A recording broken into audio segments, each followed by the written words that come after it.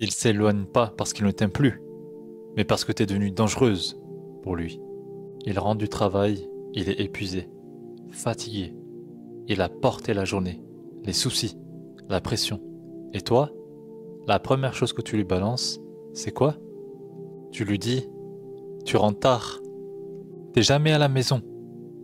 Toute la journée, je l'ai passée sans toi. Et si tu ne dis que ça, c'est qu'aujourd'hui, t'étais de bonne humeur. Ton rôle, c'est de motiver ton mari. Et là, tu crois le motiver? La réalité, c'est que t'essaies de le démolir, de le piétiner. T'essayes de souffler sur sa dignité à chacun de tes mots, chacun de tes reproches, chacun de tes soupirs.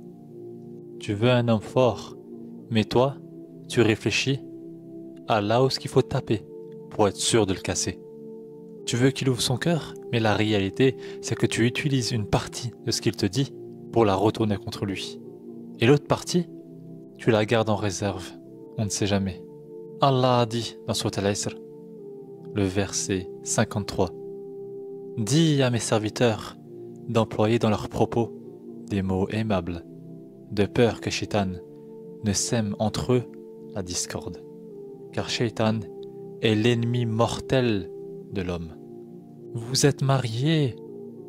Pourquoi ne pas essayer de parler avec des paroles douces et respectueuses, des paroles justes, dans la vie de tous les jours et dans les conflits. Et surtout dans les conflits. Mais la réalité, c'est que toi, t'as transformé la critique en habitude. T'as appelé ça « je dis juste la vérité » ou « je dis juste ça comme ça ». Non, c'est ton ego qui parle. C'est ta frustration qui déborde. Et c'est lui qui encaisse jusqu'à ce qu'il se ferme. Tu crois que pour lui, c'est pas difficile? Tu crois que pour lui, il fait pas des efforts quotidiennement? Mais la réalité, c'est que lui, la responsabilité qu'Allah lui a donnée prime sur tout le reste. Subvenir aux besoins de sa famille. Mais lui, il ne te fait pas sentir coupable. Mais lui, il ne te fait pas sentir la fatigue qu'il ressent quotidiennement. Mais toi, tu le fais.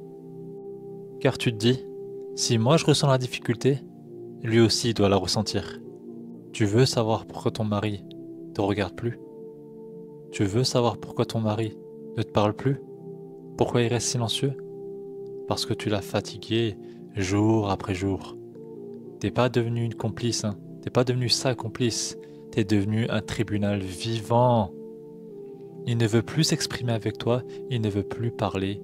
Il veut juste fuir ton regard. Mais qui es-tu à la fin pour que ton mari fuit ton regard? C'est ça que tu cherchais lorsque tu t'es marié? Le prophète sallallahu alayhi wa sallam n'a jamais critiqué ni la nourriture, ni ses épouses.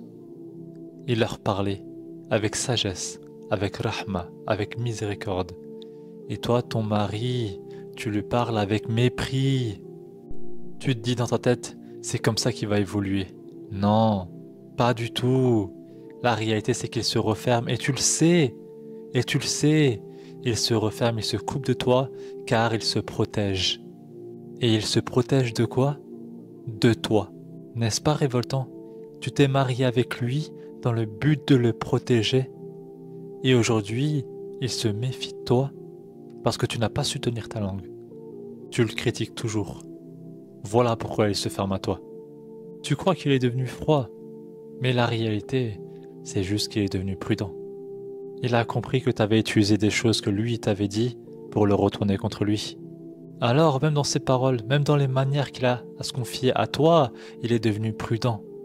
Il a compris avec difficulté qu'il ne peut pas tout te dire, qu'il ne peut pas se montrer affaibli devant toi, sans derrière être humilié par toi. Alors pose-toi la vraie question. Est-ce que tu veux construire avec ton mari ou tu veux détruire ce que lui construit? Est-ce que tu es avec lui juste pour le critiquer? Juste pour te sentir au-dessus? Parce qu'il y a une grande différence entre conseiller avec rahma et corriger avec du poison. C'est bien, tu corriges sans rahma, tu parles sans rahma. C'est construire un mur, pas un homme.